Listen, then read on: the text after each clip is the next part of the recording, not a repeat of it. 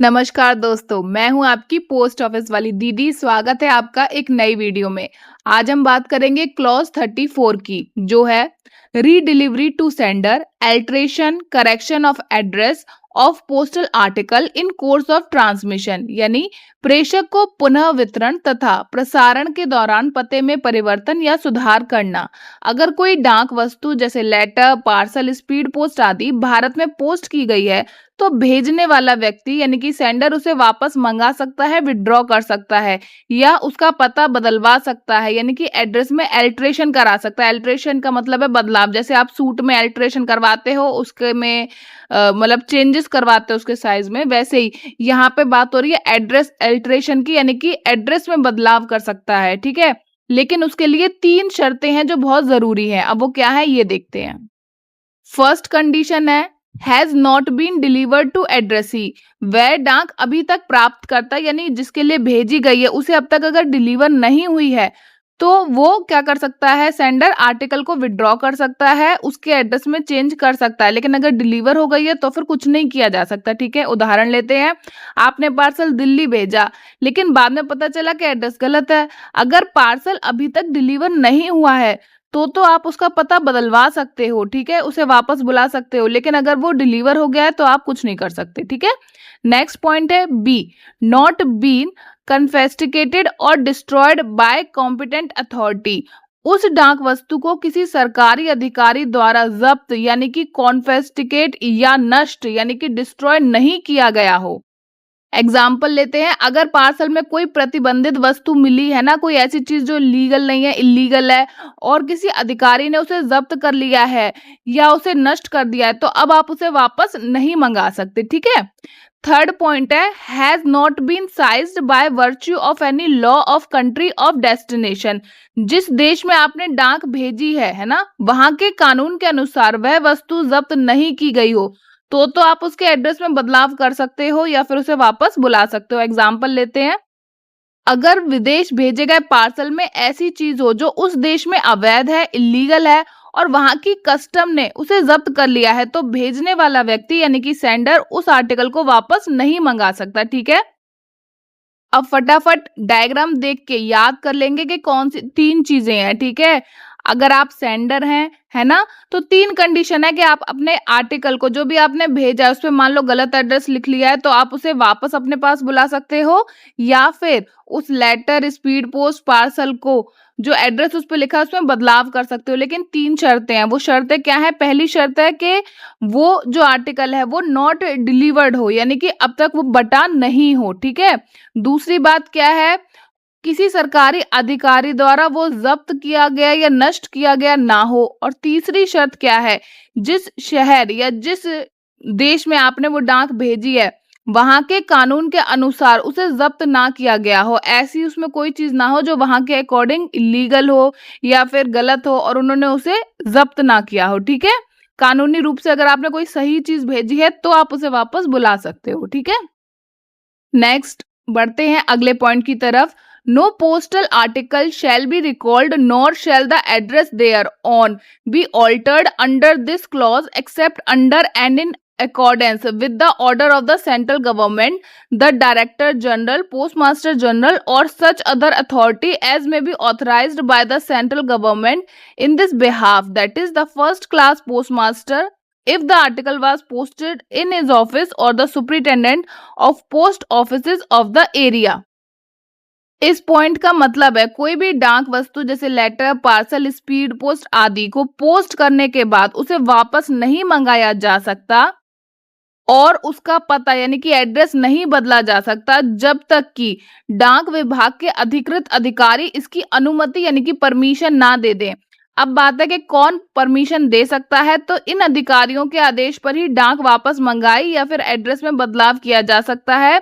Central government, director general of post, post master general यानी कि central government का अधिकृत व्यक्ति होगा, है ना, डीजी सर की पोस्ट पे जो है, जो पीएमजी सर की पोस्ट पे है, या कोई अन्य अधिकृत अधिकारी यानी कि ऐसा व्यक्ति जिस पे अथॉरिटी हो। जैसे फर्स्ट क्लास पोस्ट मास्टर, अगर डाक उसी पोस्ट ऑफिस में पोस्ट की गई है तो फर्स्ट क्लास पोस्ट मास्टर को अधिकार है कि वो डिसाइड कर सकता है कि अगर सेंडर ने वो आर्टिकल वापस बुलाया है या उसमें एड्रेस में बदलाव करना चाहा है तो क्या वो इसकी परमिशन देंगे या नहीं देंगे, ये वो डिसाइड कर सकते हैं। ठीक है। सेकंड पॉइंट है सुपरिटेंडेंट ऑफ पोस्ट ऑफिस, उस क्षेत्र के डाकघरों के अधीक्षक ये परमिशन दे सकते हैं, उनके पास अथॉरिटी है। ठीक है। अब यही बात आसान एग्जाम्पल से समझेंगे। आपने एक पार्सल लखनऊ भेजा, बाद में पता चला कि एड्रेस तो गलत लिख दिया है। अब आप सीधे पार्सल वापस नहीं ले सकते हैं, इसके लिए आपको क्या करना पड़ेगा, डाक विभाग के अधिकारी से अनुमति लेनी होगी। और अगर अधिकारी आपको परमिशन दे देता है तभी पार्सल आप वापस ले सकते हैं या फिर उसके एड्रेस में यानी कि उसके पते में बदलाव कर सकते हैं। ठीक है। सेम चीज आपको यहाँ पे डायग्राम में भी दिखाई है ताकि अच्छे से हम याद कर लें। ठीक है। डाक वस्तु वापस मंगाने या पता बदलने की अनुमति कौन दे सकता है, तो हायर अथॉरिटीज। ठीक है। जो बड़े लेवल के अधिकारी हैं, जैसे कि केंद्र सरकार के बड़े अधिकारी, जैसे कि डायरेक्टर जनरल ऑफ पोस्ट या पीएमजी सर। ठीक है। और लोकल ऑफिसर की बात करूं तो फर्स्ट क्लास पोस्ट मास्टर है ना अपने पोस्ट ऑफिस में, या फिर सुपरिटेंडेंट ऑफ पोस्ट ऑफिस। तो ये वो लोग हैं जिनके पास अथॉरिटी है कि वो डिसाइड करेंगे कि आप अपनी डाक वस्तु वापस मंगा सकते हैं या उसके पते में बदलाव कर सकते हैं या नहीं। नेक्स्ट पॉइंट है an application for the recall of article or alteration of address of a postal article under this clause shall be made by the sender or by any person authorized by him in writing in his behalf to any of the authorities referred to in sub rule 2 either directly or through any officer in charge of a post office। इस point का मतलब है अगर कोई व्यक्ति अपनी भेजी हुई डाक पत्र पार्सल आदि को वापस मंगवाना चाहता है या उसका पता बदलवाना चाहता है तो उसके लिए उसे आवेदन यानी कि एप्लीकेशन केवल वही व्यक्ति कर सकता है जिसने डाक भेजी है यानी कि सेंडर, या वह व्यक्ति जिसे सेंडर ने लिखित रूप में अनुमति यानी कि ऑथराइजेशन दी हो। यह आवेदन निम्न तरीके से दिया जा सकता है, सीधे संबंधित अधिकारी को या किसी भी पोस्ट ऑफिस के इंचार्ज अधिकारी यानी कि पोस्ट मास्टर के माध्यम से। ठीक है।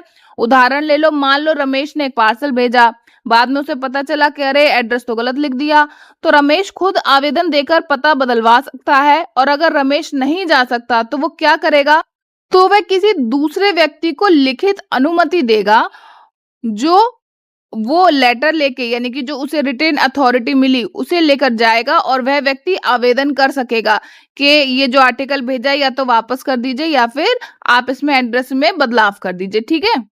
अब सेम चीज डायग्राम में देखे, अच्छे से याद करेंगे। डाक वापस मंगवाना या पता बदलना की जो प्रोसेस है, जो प्रक्रिया है वो देखते हैं। ठीक है। फर्स्ट स्टेप है स्वयं भेजने वाला व्यक्ति यानी कि जो सेंडर है, यानी कि यहाँ पे हमने रमेश का एग्जांपल लिया था, तो जिस व्यक्ति ने डाक भेजी है वो अप्लाई कर सकता है, आवेदन कर सकता है। या फिर सेकंड पॉइंट है कि लिखित अनुमति प्राप्त व्यक्ति यानी कि कोई ऐसा व्यक्ति जिसे उसने लिखित में अनुमति दी है कि मैंने ये डाक भेजी थी, मैं तुम्हें अथॉरिटी देता हूँ, रिटर्न में जाओ तुम इस डाक के लिए आवेदन करो कि इसे वापस मंगाना है या एड्रेस में चेंज करना है। ठीक है।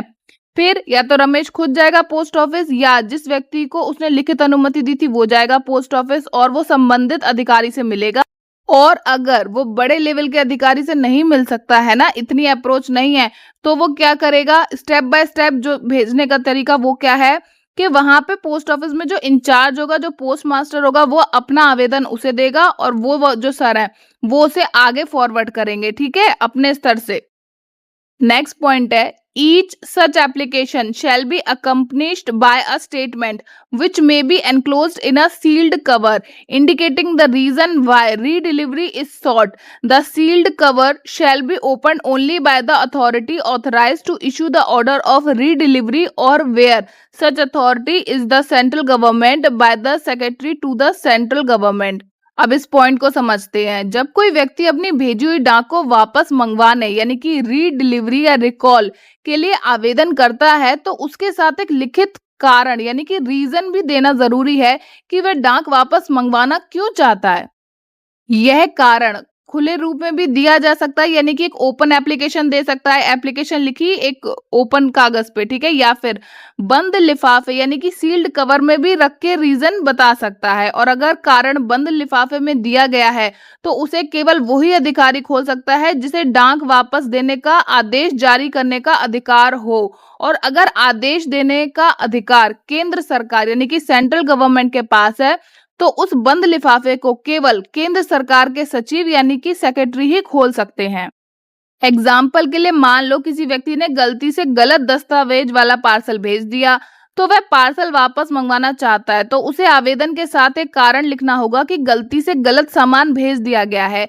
अगर वह कारण गोपनीय रखना चाहता है, ठीक है, ये भी हो सकता है कि वो ओपन एप्लीकेशन दे दे, है ना, मैटर इतना बड़ा नहीं हो, लेकिन ये भी हो सकता है कोई बहुत ही पर्सनल चीज हो, है ना, और वो इस बात को गोपनीय रखना चाहता है कि उसने जो भेजा हुआ आर्टिकल है वो क्यों वापस मंगा रहा है। तो वो क्या करेगा, जो भी रीजन है उसे लिखेगा, चिट्ठी को फिर सील कर देगा, बंद लिफाफे में वो रीजन देगा जिसे केवल अधिकृत यानी कि ऑथराइज्ड अधिकारी ही खोलेंगे। अब इमेज में देख के सेम पॉइंट अच्छे से याद करेंगे। इमेज में देखिए, पहली इमेज में दिखाया गया है कि जो सेंडर है वो अपना पोस्टल आर्टिकल रिकॉल करना चाहता है, वापस मंगवाना चाहता है, ठीक है। अब ग्रीन इमेज में देखो, वो चाहे तो एप्लीकेशन को ओपन तरीके से भेज सकता है, लेकिन अगर वो ऐसे ही लेटर पे लिख के एप्लीकेशन दे देगा तो जो पोस्टल स्टाफ है वो सभी वो कारण पढ़ सकते हैं जिस कारण से वो डाक वापस मंगा रहा है या पते में बदलाव करवा रहा है, ठीक है। सेकंड ऑप्शन क्या है, मान लो रीजन बहुत कॉन्फिडेंशियल है, कोई बहुत ही प्राइवेट रीजन है जिसकी वजह से वो डाक वापस मंगवा रहा है या पते में बदलाव कर रहा है, तो क्या किया जाएगा, है ना। तो वो क्या करेगा, रीजन को एक चिट्ठी में लिखेगा और उसे लिफाफे में डाल के सील कर देगा, ठीक है। यहाँ ताले की इमेज इसलिए दिखाई है, ताले का मतलब ये है कि ताला सिर्फ वही व्यक्ति खोल सकता है जिसके पास चाबी हो। सेम वे अगर आर्टिकल सील है तो उसे कौन खोल सकता है, दो कंडीशन है, ठीक है। If authority is central government, अगर सेंट्रल गवर्नमेंट के पास अथॉरिटी है इस तरह के आर्टिकल में बदलाव करने की या फिर बड़ा मैटर है तो सेक्रेटरी ऑफ सेंट्रल गवर्नमेंट, ठीक है, सेक्रेटरी सर खोलेंगे अगर कोई आर्टिकल है जिसमें बहुत इंपॉर्टेंट दस्तावेज है ना, कुछ बड़ा मैटर है।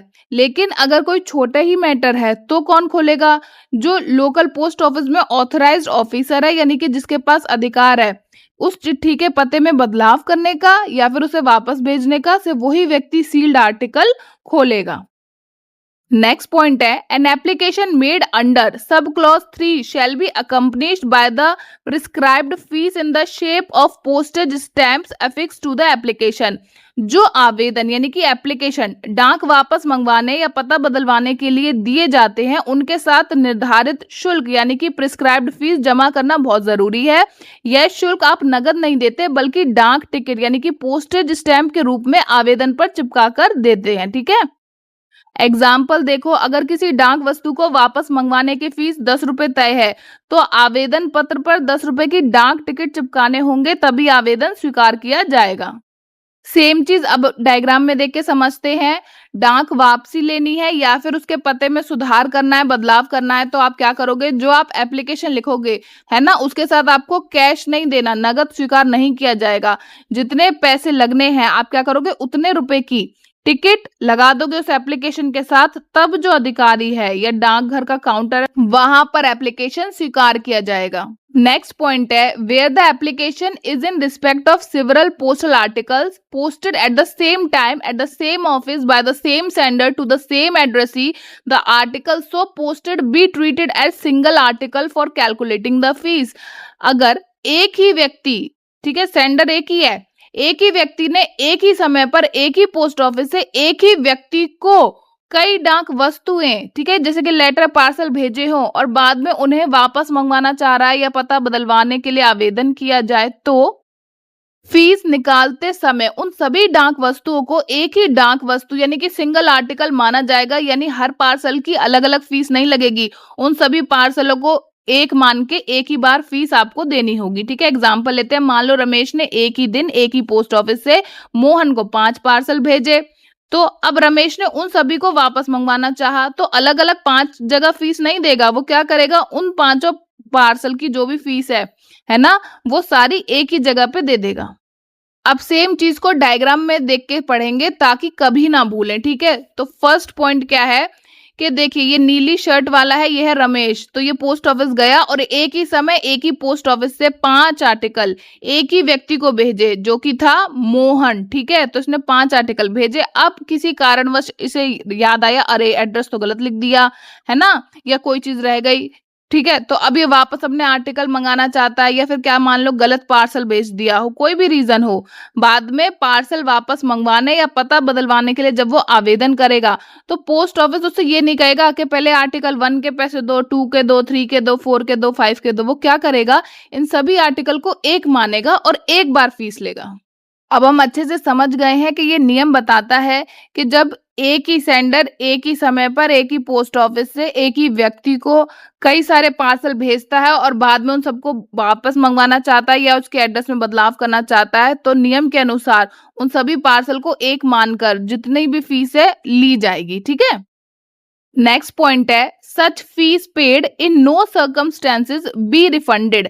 डाक वापस मंगवाने या पता बदलवाने के लिए जो फीस जमा कर दी गई है वह किसी भी स्थिति में वापस नहीं की जाएगी, यानी कि रिफंड नहीं होगी।